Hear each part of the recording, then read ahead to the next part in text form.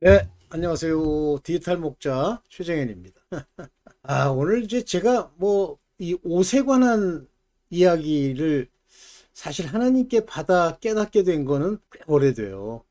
아마 2000년 이전일 겁니다. 근데 이제 그거를 깨닫게 되는 단초가 뭐였냐면, 깨닫기 전이죠. 단초가 뭐였냐면, 제가 이제 우리 권사님 때문에, 박무수 목사의 그 교회에 부산제일교회라는 데를 이제 가게 됐는데 저희 권사님이 진짜 열심히세요. 뭘 하면 그게 부산에 있었는데 주일마다 부산까지 갈 정도예요. 저는 피곤하고 싫더라고. 근데 이제 가장 싫은 지금 생각해 보면 싫은 이유가 뭐냐면 그 박무수 목사라는 사람이 뭐 갖는 뭐 카리스마 성령은 아니고 이제 그런 게 있는데 문제는 너무 배려심이 없다 이런 생각을 많이 했어요. 근데 그때 분들 30년생들, 40년생들 네 분들이 특징이 그 뭐 양반, 종 이런 개념이 있어서 아주 높아지는 데는 퉁대가 올랐죠.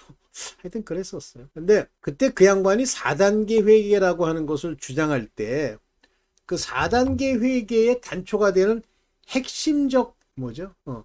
핵심적 그 귀절이 뭐냐면 예수께서 십자가에 달리셨을 때 그 로마 병정들이 그 겉옷 옷을 네 기수로 나누어 가졌고 속옷은 통으로 후지 아니한 것이라 한 사람이 가져갔다. 이 표현을 통해서 그분이 초점을 맞춘 부분이 뭐냐면 겉옷을 네 조각으로 이제 찢어서 가져갔다. 이제 그거예요. 그래서 그게 네 개를 돌려줘야 한다. 4단계 회계다. 그러니까 이제 처음에는 뭐 회계 4단계 이렇게 했었죠.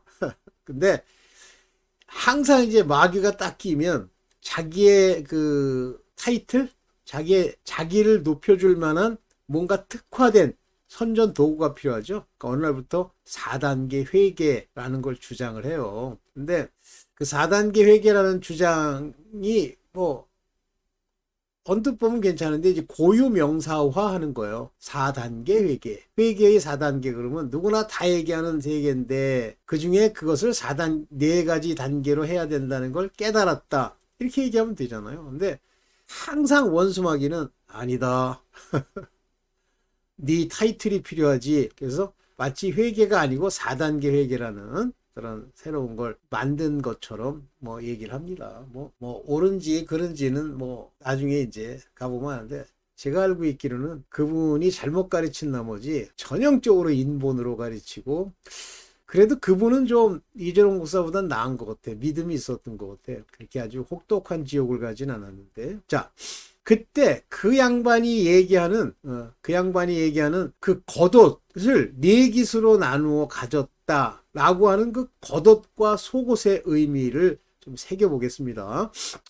사실은 그 양반도 가끔 가물에 콩나듯이 속옷은 구원을 의미하고 겉옷은 의를 의미한다 뭐 이런 소리를 하면서도 막상 십자가에서 네 기수로 나누었다 그러는 건 회개라고 번역을 하는 거예요. 그게 그 깨달음이 없이 이제 편중되면 그런 현상이 일어나요. 오늘 이 속옷과 겉옷에 관한 아주 중요한 얘기를 한번 볼게요.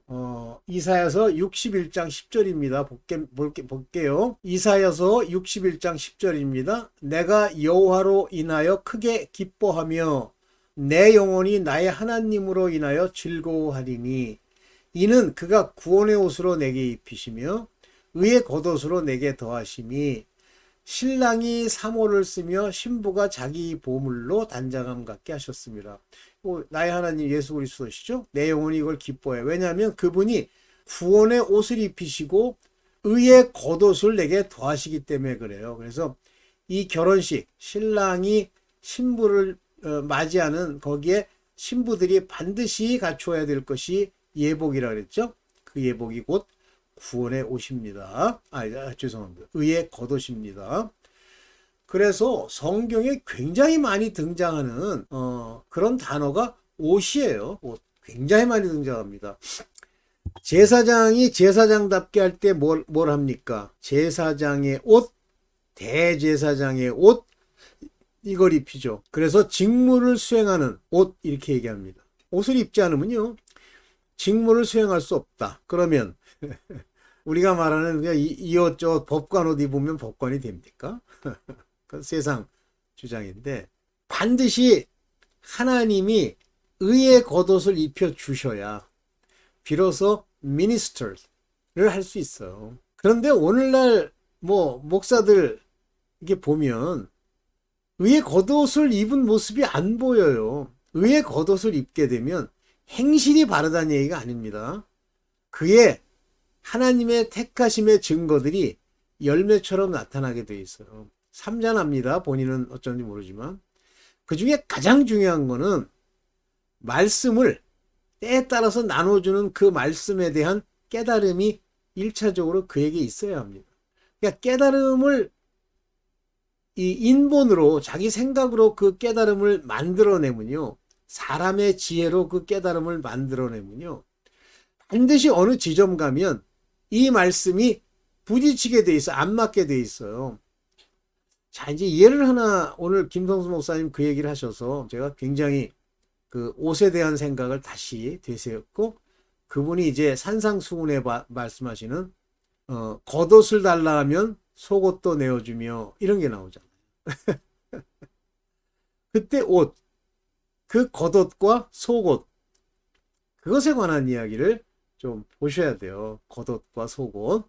그 얘기가 한마디로 말하면 여러분들이 얘기하는 것처럼, 야, 돈 내놔. 그러면 돈 주고, 돈 말고 네 안에 있는 반지도 내놔. 그러면 반지를 주는 식의. 귀한 여부에 따라서 겉옷, 속옷 이렇게 따지잖아요. 네. 그런데 오늘 문자가 왔네. 그런데 예. 그걸 읽고 나니까 또 잊어먹었네. 그래서 구원과 의의 예복을 자꾸만 딱 가든 저의 논리의 그 스라이드를 잊어버렸기 때문에 그래요. 네. 그래서 속옷과 겉옷은 구원과 의의 예복을 의미하는 것입니다. 자, 이걸 가지고 네, 잠깐만요.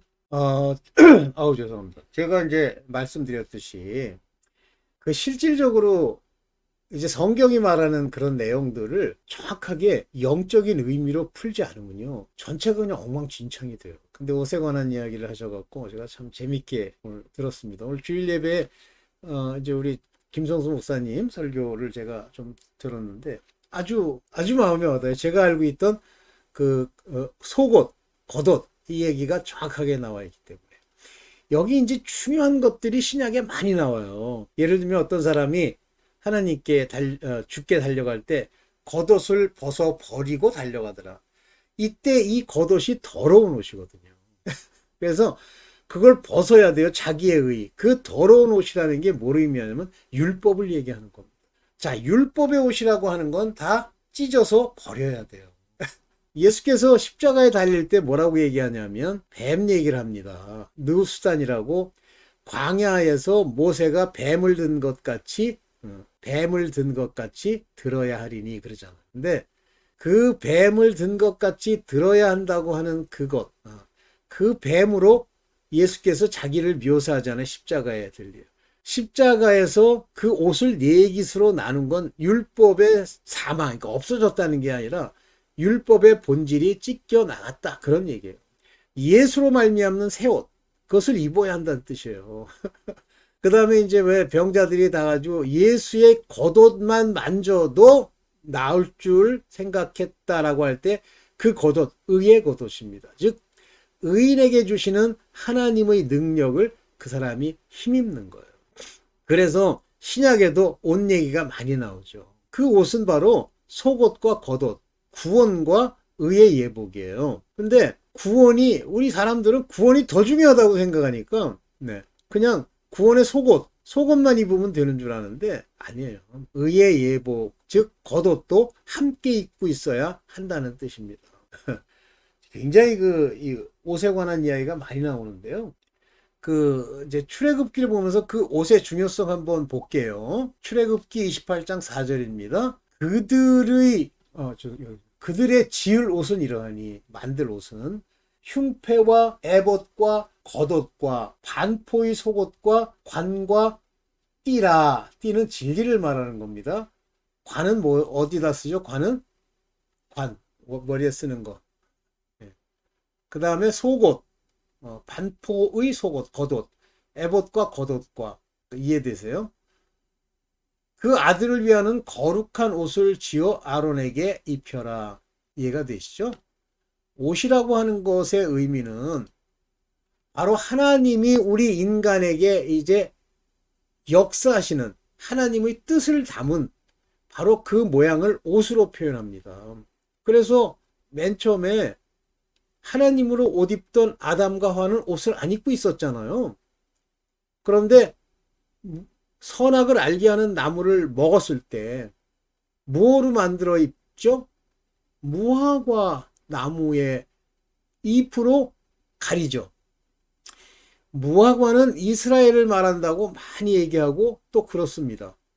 그런데 무화과는 다른 말로 하면 율법으로 의미해서 예수께서 그 무화과를 저주하실 때 열매가 없구나 하실 때 그 무화과가 왜 열매가 없냐면 무화과는 율법이에요.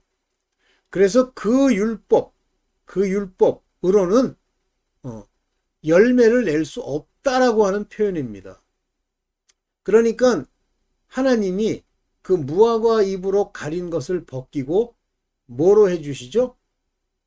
양의 가죽, 짐승의 가죽으로 입히죠. 짐승의 가죽을 입혔다라고 하는 건 피로 말미암는 제사, 곧 그 죄를 늘 씻어야 하는 바로 그러한 모습으로의 옷이에요. 그래서 광야에서 외치는 자의 요한도 뭐를 입고 있어요? 가죽옷. 그는 율법에 속해 있기 때문에 가죽옷이라고 하는 예수 그리스도로 말미암는 죄사함의 옷을 자기네들이 입고 있어야 한다. 그런 얘기. 이해되시죠? 네. 그래서 이 옷이라는 게 이런 정도로 중요한 의미를 가지고 있습니다. 근데 여러분들 이제 성경을 읽을 때 그 옷의 의미를 여러분들이 가지고 여러분들이 읽는 것이 매우 중요해요. 네. 자, 그래서 오늘 간단하게 이 예복에 관한 이야기, 옷에 관한 이야기, 더 깊이 있게 옷을 쭉 따져나가면 깊이 있게 얘기할 수 있지만, 네, 이 정도로만 얘기할게요. 그러니까 옷이 얼마나 중요한지 굉장히 많이 나와요. 굉장히 많이 나옵니다. 그래서 그 옷에 관한 이야기들을 그렇게 이해를 하시고 성경을 깨달아 아셔야 됩니다. 옷의 또 중요성도 깨달아 아셔야 돼요. 네, 일단 여기까지만 하겠습니다. 네, 감사합니다.